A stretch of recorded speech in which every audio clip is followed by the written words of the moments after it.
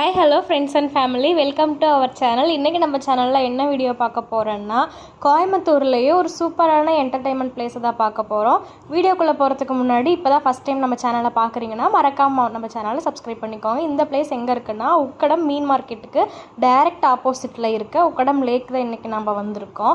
Evening டைமில் ஒரு சூப்பரான ஒரு என்டர்டைன்மெண்ட் பிளேஸ்ன்னு கூட இதை சொல்லலாம். நல்ல காத்தோட்டமாக, ரொம்ப ஸ்பேஷியஸாக, வாக்கிங் போகிறதுக்குலாம் சூப்பரான ஒரு பிளேஸ்.